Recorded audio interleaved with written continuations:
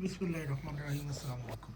सबका वीडियोस में हमने कैसे में आपको बताया था कि यजीद के घर यानी कि मुआविया बिन अबी सुफियान के बाद और मुआविया की हुकूमत में ही कैसे ईसाइयों का असर रसूख इनके महल तक और इनके घरों तक मौजूद था। कैसे ईसाई इनके वज़ीर ख़जाना थे, वजारत तालीम थे और इनके मशीर थे। तो इसकी यजीद की माँ मासून जो थी वो किस कदर यानी कि ईसाइत थी जिसे बप्पा जानी ने रज़ी अल्लाह लिख दिया। किताब हमारे पास मौजूद है अल हदीस मौज़ूआ फ़ी फ़ज़ाइल मुआविया और इसका सफ़ा नंबर 331 है। तो मुख्तसर ये मैं बताता चलूँ कि किस तरीके से ईसाइयों का असर रसूख बनी उमैया के अंदर मौजूद था और किस तरह वो बड़े बड़े ओहदों पर फाइज थे।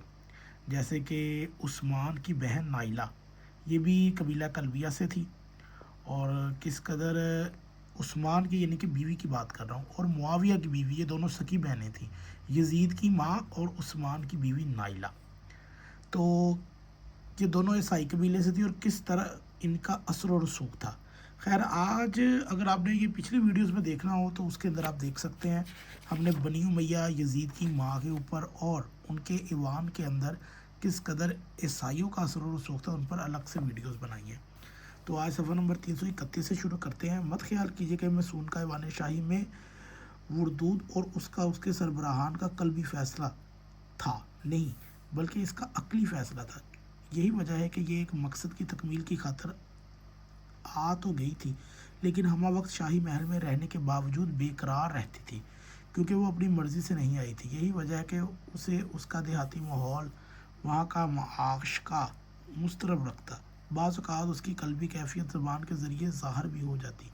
चुनांचा हजर इस्कलानी यानी कि इब्न असाकिर इनका लिखता है और दूसरे हजरात भी कुछ यूँ लिखते हैं कि यजीद की माँ कैसे गुनगुनाती थी। ऐसा घर जिसके झड़ोकों से हवा शाएँ शाएँ करती हों मुझे बुलंद व बाला महल से ज़्यादा महबूब है। वो ऐसा कुत्ता जो रात को मुझ पर भौंके वो मुझे मोहब्बत करने वाली बिल्ली से ज़्यादा महबूब है। और ऐसा जो इन ऊँट और जिसका ऊँटनी के पीछे चलना मुश्किल हो मुझे तेज़ दौड़ने वाले खच्चर से ज़्यादा महबूब है। और मेरे चचा की औलाद से एक कमज़ोर और बेवकूफ़ आदमी मुझे मोटे और पेटू शख्स से ज़्यादा महबूब है। और हर तरफ से आंधी की आवाज़ों का आना मुझे दफ़ की आवाज़ से ज़्यादा महबूब है। और बाज़ कुतुब में ये शेर इस तरह है कि मेरे चचा की औलाद से कमज़ोर शोहर मुझे ताकतवर बादशाह से ज़्यादा महबूब है, मेरे चचा की औलाद से। मासून में बहतल और इसके अरबी मंजूम कलाम शाही महल में रहने के बावजूद एक तरफ जिस बेकरारी और दूसरी तरफ इश्क की चंगारी का जो जिक्र है उसकी ज़बान से यूँ है कि मैं ख्याल हूँ किसी और का, मुझे सोचता कोई और है। सर आईना मेरा अक्स है, पसे आईना कोई और है। मैं किसी के दस्ते तलब में हूँ तो किसी के हरफ़े दुआ में। मैं नसीब हूँ किसी और का, मुझे मांगता कोई और है। यानी कि ये सलीम कोसर की मुसन्नफ़ ने गज़ल ही लिख डाली है। तो खैर मैं इसको आगे नहीं पढ़ूँगा। मुफाज़ला व मुआज़ना हजर व फ़राक़ पर मबनी इशार एक मरतबा मीर शाह ने खुद सुन लिए तो वो बहुत बरहम हुए और उसी लम्हे उसे तलाक दे दी। ये था कि यजीद की माँ का किरदार जिसे बप्पा जानी ने अपनी किताब में रज़ी अल्लाह लिख डाला। खैर ए बिनते बादल तो खुश नहीं है हत्ता कि तूने मुझे मोटा कह दिया। मैं अपने मीके चली जा, बस उसे तलाक दे दी और अपने माँ बाप के पास चली गई। इस मौका पर अमीर शाम ने उसे कहा तुम थी फिर जुदा हो गई। उसने कहा खुदा की कसम हम होने पर खुश थे और ना ही जुदाई पर अफसरदा।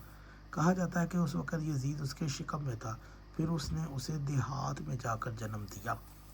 तारीख़ दमिश्क के अंदर भी है और क़ज़ातुल अदाब में भी जिल्द नंबर 8 सफ़ा नंबर 506 में है और तारीख़ दमिश्क की जिल्द नंबर 70 में और 100 सफ़ा नंबर 134 में है। तो ये थी यजीद की पैदाइश का वाक़या कि तलाक़ की हालत के अंदर इसकी माँ ने इसको अपने इश्क मशूक़ी की आड़ में मुआविया ने तलाक दे दी तो इसने अपने देहात में जाकर यजीद को जन्म दिया। तो अगर आपको ये वीडियो अच्छी लगे तो बप्पा जानी तक ज़रूर पहुँचा दीजिएगा।